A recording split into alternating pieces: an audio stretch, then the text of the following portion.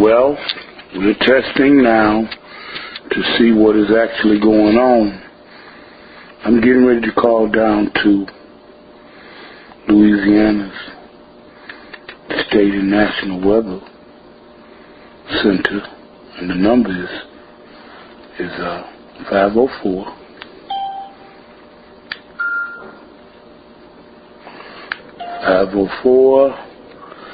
522. I'm so nervous. 7330.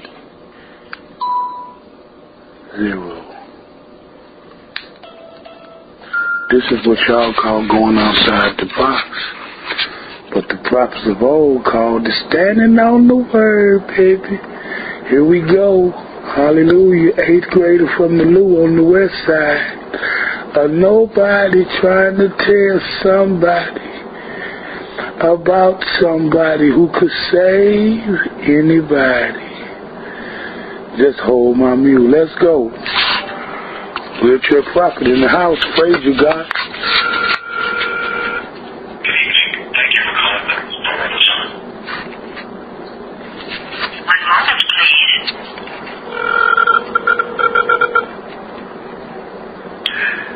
Thursday? Hello? Yeah? Yes, ma'am. I can't hear. I have a little reverb on my phone. Can you hear me? You're breaking in and out. I thought so. Hold on. Let me try to clear this up. Yes, can you hear me better now? Sir? Yeah, can you hear me better? You're still breaking in and out. Hold on. About every other word. Can you hear me better now?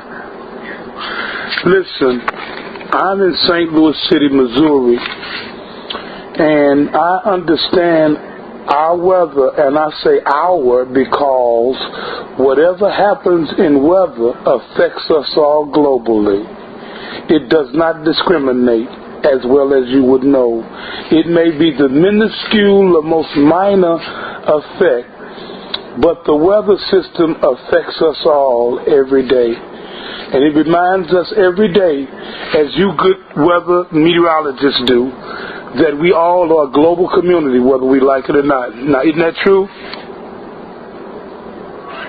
But with that being said, I have a formula that will give you what happened to the fish and the birds and what's going on right now that you are monitoring every day.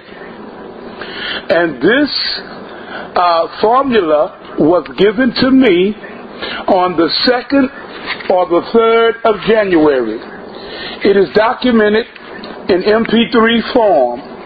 It was already sent to Hillamore in Louisiana, the Baton Rouge District Attorney, with several other mathematical, geometrical principles on the topology of the plane of the theorems of Euclid and Imhotep, the fathers of geometry, of which you use all day, every day of your life. There's nothing else you use to come to the conclusions of weather, diagnostic conclusions, and prognostic future weather than geometry. Okay, well, we'll see in a minute. I tell you what, I have the geometrical calculation for you to be the greatest weatherman in the country. I don't want none of the fame. You ain't heard nothing from me. I'm just a nobody. And by the way, I have an 8th grade education. I graduated magna cum laude from Enright Middle, the 8th grade, and I didn't go any further. I have a 4.0 on the 8th grade Richter scale. And you know what? I'm so glad. You know, doing dry weather all day. Hold on, I'm going to tell you. Doing dry weather all day. Let me calm down. I get so excited about these numbers. You see, I love what you love. I love the mathematical lines of the universe. And I tell you This calculation that I'm giving you right now will tell you what happened to those birds, and tell you what happened to those fish, and tell you what's going on right now northeast, and what's going on southeast, and the shores of the borders of this country. In the tropical areas of the triangles of this country, in the geometrical principles of meteorology that you use every day. I know. Sometimes, you know what? Sometimes when a thing is said twice, you should really give good close attention. I'm not being redundant. I only said it twice.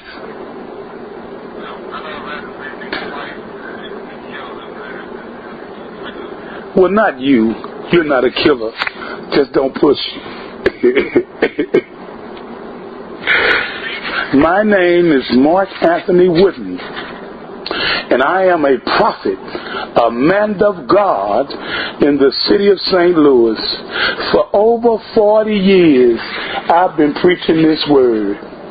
And I've been living it. And I'm ordained in 2 states, recognized by the state of Missouri and the city of St. Louis with the great seal of the state of Missouri and the seal of the city of St. Louis, as well as the state of Illinois. I am not a quack. I'm very cognitive. I'm very mathematical, very inductive and deductive. The only 2 principles that you can use. Do you know anything else but inductive and deductive reasoning?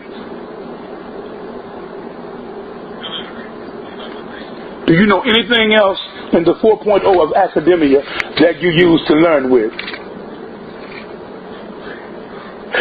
Now look at you getting out. You know you ain't right, man. But you know what? You're the most comedical, what you call it, weatherman that I've observed in my 50-some years of life.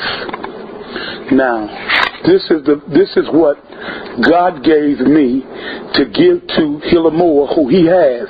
And by the way, don't tell nobody, because I ain't told nobody, because I don't want no glory or no attention.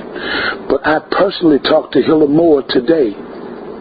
I called and I spoke with him. I got through an 8th grade education in St. Louis City in a low-income house. I'm nobody, sir, but that's who God chose.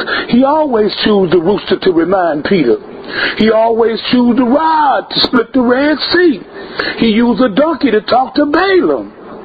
He used a dove to tell Noah he could come get off the ark. He always used an unanimated object. Now, I want to tell you what it is. Listen, I'm going to tell you what happened to those birds and those fish. Have you found out yet? Well, okay. Please I'll tell you what I want you to do. Take me. Okay.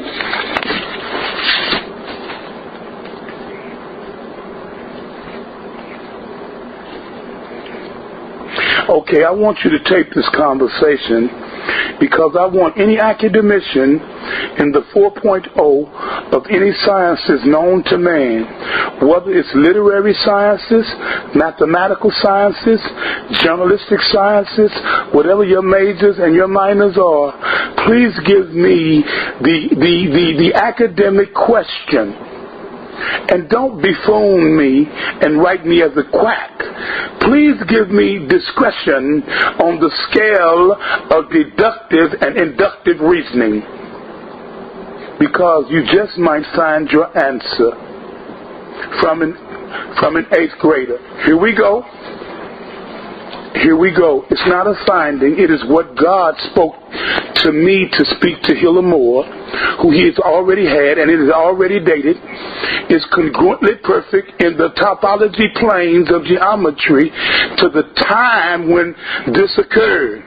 Either right before or right after the answer was given. And I have it.